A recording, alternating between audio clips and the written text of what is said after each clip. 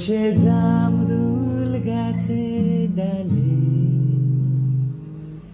বলতো ডাকা ডাকি আমার শৈশবের সকালে সেই যে হলুদ পাখি বসে জামরুল গাছে ডালে বলতো ডাকা ডাকি আমার কৈশোরের সকালে একদিন গেল রে জানি না কোন